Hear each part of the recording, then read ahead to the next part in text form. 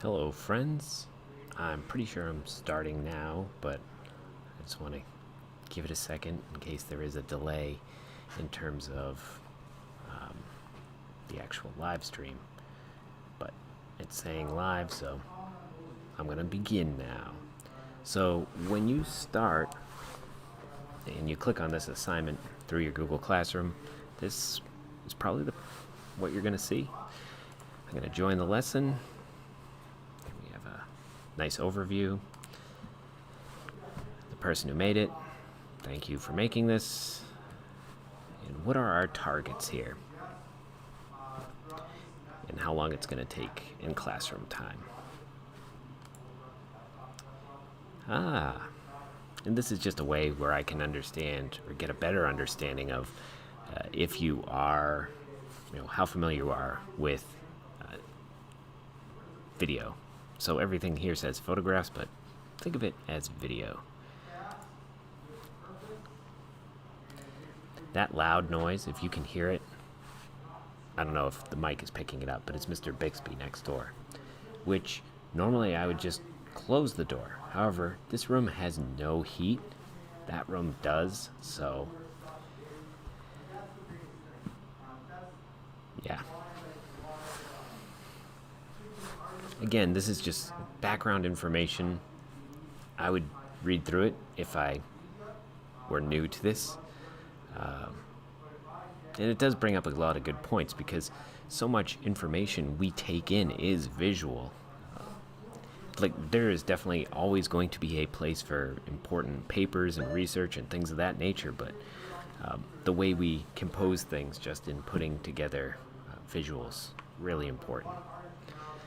And of course the rule of thirds is a huge component of that. It's just, to me, like the balance of how you frame a shot, and especially if you have a back and forth with somebody, the bird is on the right side of the frame here. Say that bird were talking to somebody, you would have the other person on the left side of the frame, so that there's that back and forth naturally. So it doesn't really matter what you're seeing from the point of view of. It doesn't matter what you see from the point of view of the real life. All that matters is what you see on the video in the end. Draw a picture of an example using rule of thirds. Okay, well, I'll do this as a... Hey, stop. Quit.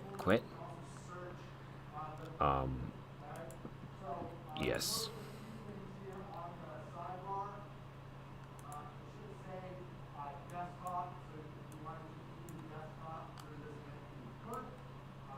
Okay, alright, that worked. So I'm just doing the grid thing really quick. And you should be able to do this in your phones. And we're not using the cameras now for reasons which should be self-evident. But if we were indeed using undo that last one, so undo, redo. But if we were using the cameras, you can put the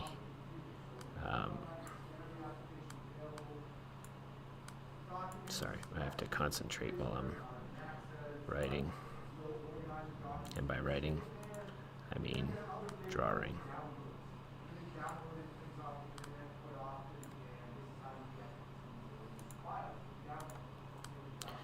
We would have those, the grid come up on the camera, so that you'd see that. So while you're recording, you can have it on there. And you can do this on your phone, is what I was trying to say. You can have that grid appear so that you can follow those rule of thirds. So your eyes are going to instantly be drawn to the intersection there.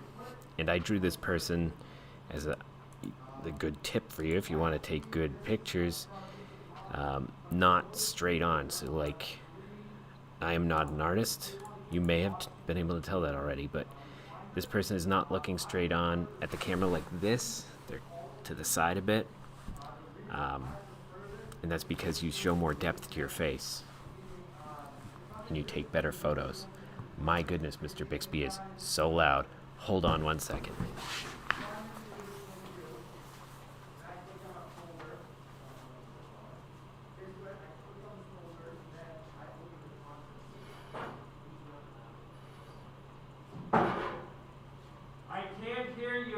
Sorry, I know I'm not wearing a mask. Apologies. I can't hear you though.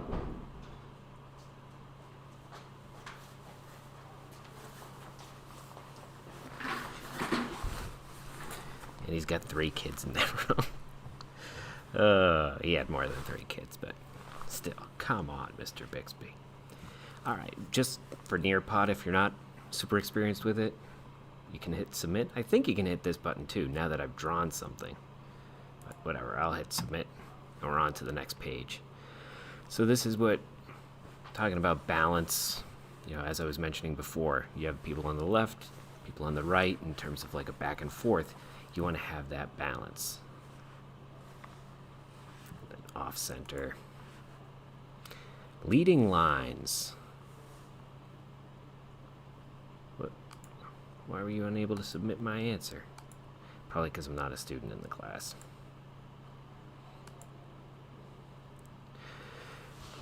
Naturally, our eyes are drawn along lines. Carefully thinking about them. Okay, so the idea that this bar is going to naturally lead you to something. Okay. And I'm guessing the top one to me is a little bit more confusing because the river would be a line. Like, I know the road is, but the way it's framed, technically the road is definitely more prominent, but no, this river kind of is too. And I'm glad they used the second example because I think that's a better example. At least it's more concrete. Because a lot of this stuff, nothing's like set in stone and absolute. There's a lot of room for interpretation, which can be frustrating, but... Okay.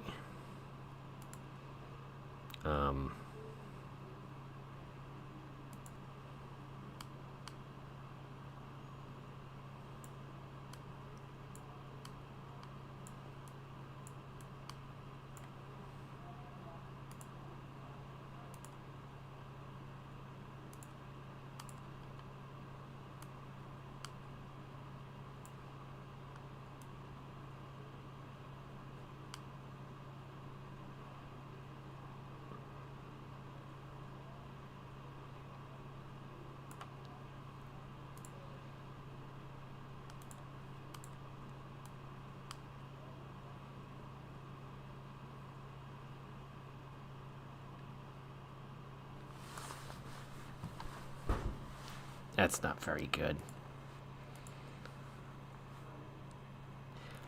So let me put my subject up in... I'll go on this side. All right, so they're here. There's my subject. And to draw more attention to them.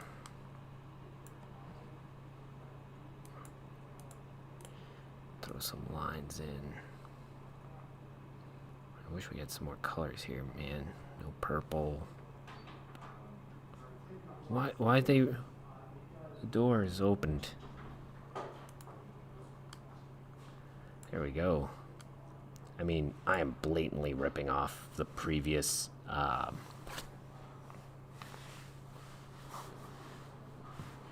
Yes, you know what this means, right? I'm blatantly ripping off the previous image with the railings leading up to the person, but hey, it works. Leading lines. I skipped this page by accident. Symmetry and patterns, just generally cool stuff. Oh, here's some notes. I'm not going to use notes. I'm definitely not going to use OneDrive. I mean, symmetry and patterns are cool. Okay, I know. I'm not actually a student in this class. And the reason I believe I'm getting that error is because I went through a class. So I went to one of your classes and clicked on this link. So, Symmetry and Patterns. Wes Anderson, one of my favorite directors. Lots and lots of symmetry, lots and lots of patterns, and very distinct style, certainly.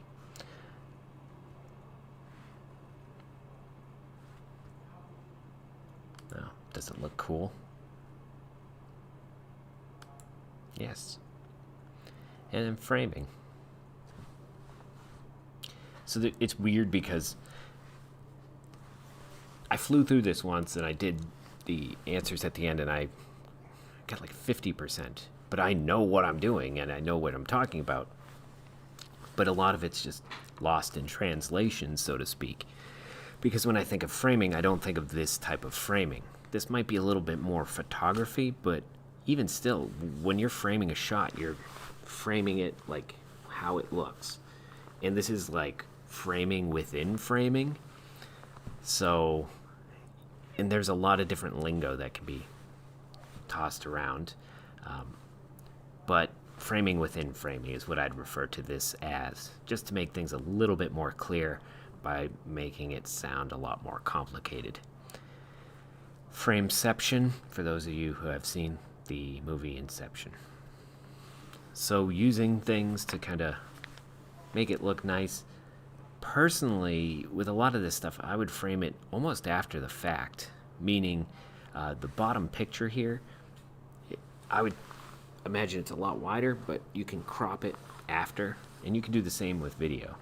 You can crop it after the fact.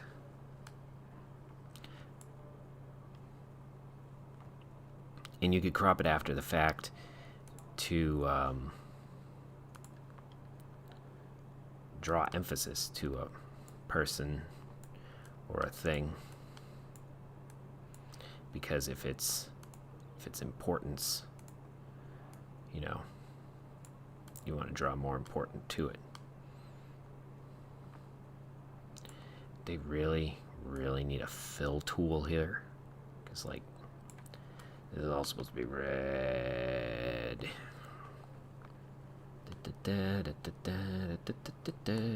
Oh, boy. I hit the wrong button. Oh, my. No. I have a side button on the side of my mouse, and I was doing that, and I accidentally hit this. Forward. All right. Luckily, it seems that, thank goodness, it saved all my stuff. That'd be even more awful. But my great framing picture's gone. No. It's okay. Things fall apart. It happened, which is also a great book, but things break and go bad. It's just, unfortunately, something that happens. One of the best things that video stuff has taught me is, and mostly because when I started, I used a copy of Adobe Premiere that my friend Chris got me, and it would crash all the time. So you just kind of learn these things happen, adapt to the situation, and you can go back and make it better. Because as long as you're learning something, it may be a complete failure, but if you've learned something, it's not really a bad situation. So, like, several times, you may not end up with the amount of success that you have wanted, but if you've learned something through the experience, then you're good. In my opinion. I mean, it's very easy to just sit here and say that and not have to deal with the actual frustration of not having things go the way. Now that is a realistic foot. Not having things go the way you want them to, but stepping back, take a deep breath. Okay, I learned. I lost the last hour and a half of work because the application crashed, but I learned. So again, framing here, use this to frame it out, draws emphasis. Yeah, depth. Just think of this as depth of field. There's a tilt shift. I don't know what it's exactly called in, I know. Yep, in photography, but it's a tilt shift in video. Because you can see, like, this side, out of focus. I'm sorry, on the crayons. To the right and the left are out of focus. Then in the middle, there's like a swipe where it is in focus. And then at the bottom, that's depth of field. And a shallow depth of field because the cue ball, the 9 ball, is closest to us, and that's in focus, but the things in the background are not in focus. So depth. And again, it's another thing, one, when it's in focus, it's a lot better. And also, you can draw more emphasis to things when they are in focus.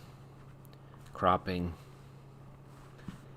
Again, don't go overboard with this, because if you record stuff, you want to record it closer. But you can crop after the fact, like if you need to take something out. But if you do it too much, what ends up happening is it takes something that's, unless you're in like ultra super mega HD 4K, and even then, if you crop in really, really close, it is going to distort the image. So it is better to physically get close, but as long as you have a very high quality, you can crop. Don't over rely on cropping. One of the biggest things that students have a hard time with is, or that I've found students have a hard time with, is recording stuff from close. It is awkward, yes, and obviously we want to be safe given the times we're in, but the quality of what you get is going to be significantly better if you get close. Because one, the image itself and the video itself will look better. The audio will also be better. Because if you just film one thing from far away, it is not going to be as good as if you recorded from closer. Because if I'm speaking to the camera and I'm right here, you can hear me really well. The microphone's actually right there, but this is where students normally will record from, this far away. So it's like, the audio is just not as good. And I'm actually speaking up, but I'll speak at the same level, and I'll speak right here. And I'm speaking at the same level. I'm speaking at the same level. I'm speaking at the same level. I'm speaking at the same level. I'm speaking at the same level. You can see me better. You can hear me better. For this one, like, you don't have to do it like this, but to me this is the only thing that makes sense, because how are you going to know if something's cropped unless you like show what you're cropping? No, I should have done this. Yep. So I'm just trying to indicate which area of the picture I am cropping.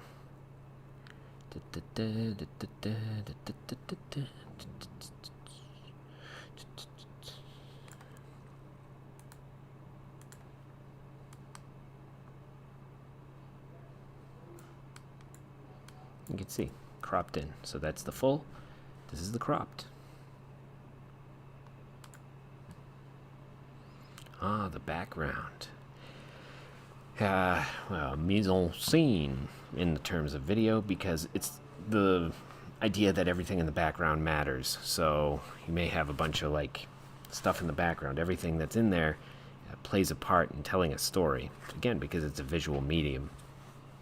Both of these rules are true. You don't want it to be too busy. You don't want it to be too distracting, because if your background is super busy and you want the emphasis to be on your person, if people are looking at the background, they're not looking at the what you want them to look at. Now, that's like the exact opposite of magic, where you use distraction to like take away from what you're doing so that you can do your illusion. So the viewpoint of a photograph has a massive impact on the composition. It's like a high and low angle, which I always get mixed up. If you are going from a low angle, the camera would be pointed up. The subject would look really intimidating because the camera's coming from lower. They look larger and opposing, as opposed to if you went from a low angle, and this would actually be tilted down a little bit. You know, the person looks a little, I say person, but it could be person, object, animal, whatever. Those are just a couple. You can also do, tilt a little bit. I'm getting into camera angles, but this is supposed to be offsetting. And subtlety with that is always good. So how you're viewing what you are recording is important. It seems silly, but again, a lot of stuff we do, or a lot of things that we know are we've taken in over the course of all our lives. We've seen video and they become second nature to us, and you don't really realize it until you actually think of it. I'm getting a little too philosophical. Below, draw an example of what a good picture would look like using two different rules. I don't have a neighbor. So a good picture, okay.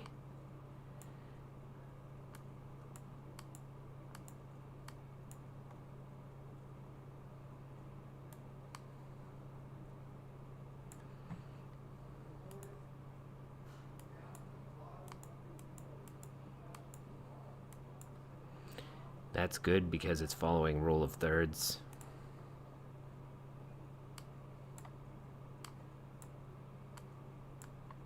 Let's see.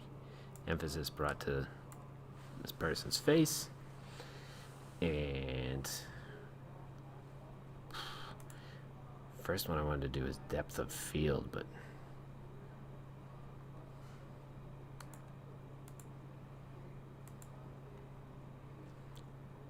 limited amount of tools I have. You can upload photos. That's fun.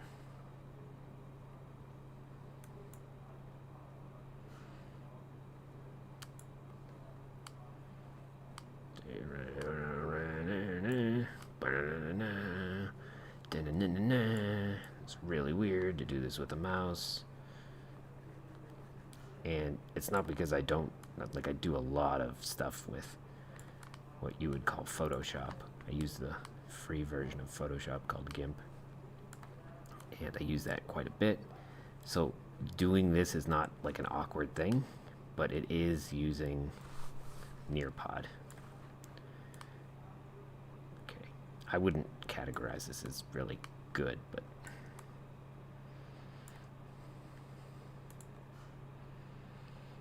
and there's the moon in the sky. Stars. And in retrospect, I shouldn't have used. Well, whatever. You get the idea. It's framed well. Time to test. Let's see what I've learned. 9 questions. Which rule of photography composition does the photograph here follow? Well, that's depth, because background is out of focus, foreground is in focus. So the red fella, in focus. Yellow fella, medium focus. Background fella, out of focus. Depth. I know I got that one right. Which rule of photography does this composition follow? Well, from this point of view of this thing, that's going to be viewpoint. This is like that picture is literally the inverse of the, looking down at the kid. That's the inverse of that. When I did this last time, I did symmetry and patterns because it is symmetry and patterns. But my guess is it's viewpoint for the purposes of this particular assignment. That's a cool photo. Let's say balancing elements, framing, symmetry and pattern. I guess framing, because they didn't.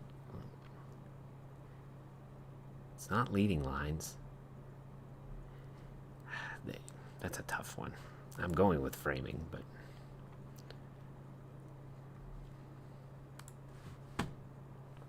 this is also framing. No. I didn't do framing on that last one, did I? Because the way they think of framing is different. Symmetry and patterns, maybe? Because framing is like the framing. I'm thinking of framing like the frame of the photo. What is this? Rule of thirds? it is rule of thirds. Like, this thing is where it's supposed to be for rule of thirds. Which rule of photography does this follow? Symmetry and patterns. How do I know if that's cropping or not? Okay, this one's cropping. Again, I'm just basing this off of what we've read in the Nearpod, because I could have taken this photo. You know, I may not have had to crop it, but there's no way of telling it's been cropped if you don't see the original. This one's going to be leading lines because it's got lines on it, and is definitely 110% photoshopped. Not only can I just tell, but look right here, it is absolutely blatant. I don't know if that zooms in on, well, it just zoomed in on my Mac, but over at the top right, you can see just like a random blue line coming down. So yeah, totally Photoshop, but leading lines. This one's framing, because framing within a frame. Framing.